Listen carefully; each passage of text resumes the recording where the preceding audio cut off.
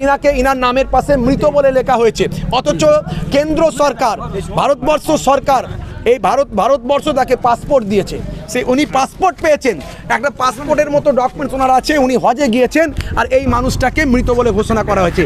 এর তীব্র নিন্দা করি, প্রশাসনকে অতি দ্রুত এর বিরুদ্ধে পদক্ষেপ নেওয়ার জন্য আবেদন করছি। সন্দেশখালী এলাকায় এসে উপস্থিত হয়েছি লেকচারার্স অ্যাসোসিয়েশন অফ বেঙ্গলের পক্ষ থেকে।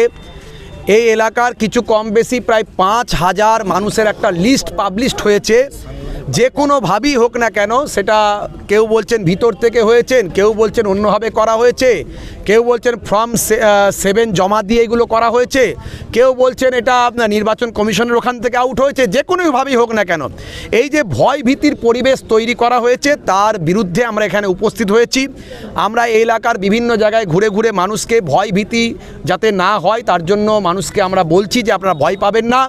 আমরা আশা করি নির্বাচন কমিশন কখনো এই অন্যায় কাজ করতে পারে না। নির্বাচন কমিশনের সিও তিনি বলেছেন যে একজনও বৈধ ভোটারকে অবৈধ করা হবে না, এই বার্তা আমরা পেয়েছি এর আগে।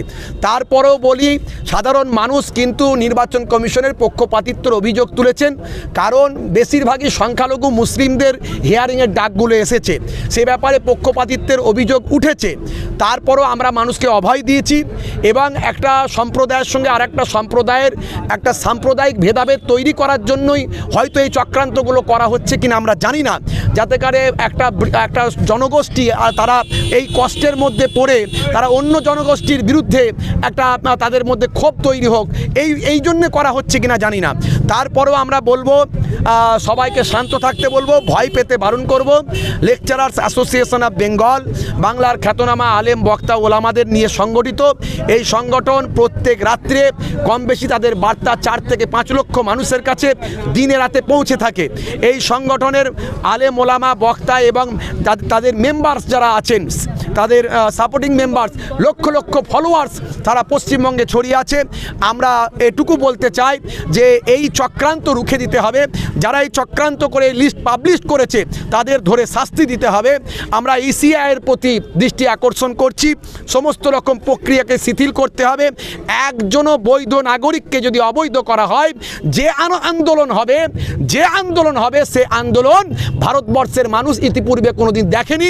ইতিপূর্বে আমরা প্রত্যেকটা ব্যাপারে সবাইকে শান্ত থাকতে বলেছি, এরপরে মানুষ কি করবে আমরা জানি না, তবে আমরা আশা করি সেরকম অপ্রীতিকর কোনো পরিবেশ না ঘটুক, এটা আমরা চাই। আমরা ইসিআইয়ের কাছে বলবো, একজনও বৈধ নাগরিককে অবৈধ করা চলবে না। আজকে বড় দুঃখ লাগে, খারাপ লাগছে, এই বয়সের মানুষ প্রায় 90 বছর 100 বছরের কাছাকাছি বয়স, এই মানুষগুলো যে পাশে বসে আছে জীবিত মানুষ, এদের নামের লিস্ট প্রকাশ করে ডেথ লিখে দেওয়া হয়েছে। এরকম অসংখ্য মানুষকে করা হয়েছে, অসংখ্য মানুষের নামের প্রায় কিছু কম বেশি 4 থেকে 5,000 মানুষের নামের পাশে নট সিটিজেন অফ ইন্ডিয়া লেখা হয়েছে। এর তীব্র নিন্দা করি, এ ব্যাপারে প্রশাসনের দৃষ্টি আকর্ষণ করি এবং প্রশাসন থেকে বার্তা দিতে হবে, অতি দ্রুত বিডি অফিসকে বার্তা দিতে হবে, অতি দ্রুত ইসিআইকে বার্তা দিতে হবে যে এটা ভ্রান্ত, এটা ভুল।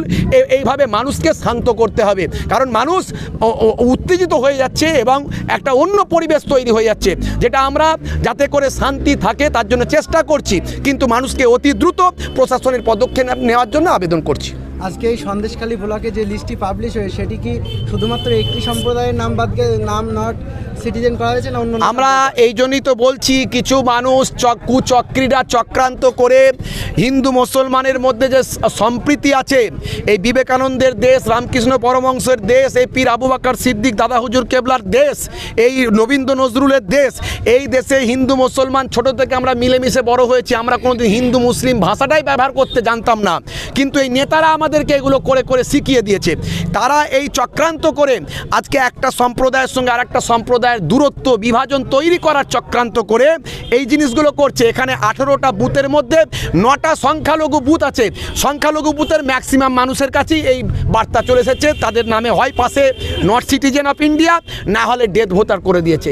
এটা ভীষণভাবে চক্রান্ত, এই চক্রান্ত উৎখাত করতে হবে, এই চক্রান্তের হদিশ বের করতে হবে এবং দোষীদের কঠোর শাস্তির দাবি করছি আমরা। আজ মূলত কটি ব্লক ঘুরেছেন আপনারা? আজকে আমরা এই সন্দেশখালী এলাকার বিভিন্ন বুথেতে আমরা গেছি, সব অনেকগুলো বুথেতে আমরা অনেকগুলো বুথেতে গিয়ে একই রকম কথায় আমরা পেয়েছি। প্রচুর মানুষকে পেয়েছি, মহিলাদের পেয়েছি, যুবকদের পেয়েছি, বৃদ্ধ মানুষদের পেয়েছি। সব তাদের মধ্যে খেটে খাওয়া মানুষ বা অনেকে ভালো ভালো চাকরিজীবী মানুষ আছে, অনেকে অনেক পেশায় আছেন, তাদের এখানে সমস্ত রকম দলিল আছে, সমস্ত রকম ডকুমেন্টস আছে, এমনকি দেখলেন আপনার পাসপোর্ট পর্যন্ত। আমার এই যে বাবজি দেখুন পকেটে পাসপোর্ট নিয়ে এসেছেন, আপনাকে মৃত এই দেখুন একজন আপনাকে দেখাতে বলবো। এই যে মানুষটা দেখতে পাচ্ছেন বয়স্ক মুরব্বী চাচা, ইনি কিন্তু ইনার নামের পাশে মৃত বলে লেখা হয়েছে, অথচ কেন্দ্র সরকার ভারতবর্ষ সরকার এই ভারতবর্ষ তাকে পাসপোর্ট দিয়েছে। উনি পাসপোর্ট পেয়েছেন, একটা পাসপোর্টের মতো ডকুমেন্টস ওনার আছে, উনি হজে গিয়েছেন, আর এই মানুষটাকে মৃত বলে ঘোষণা করা হয়েছে। এর তীব্র নিন্দা করি, প্রশাসনকে অতি দ্রুত এর বিরুদ্ধে পদক্ষেপ নেওয়ার জন্য আবেদন করছি।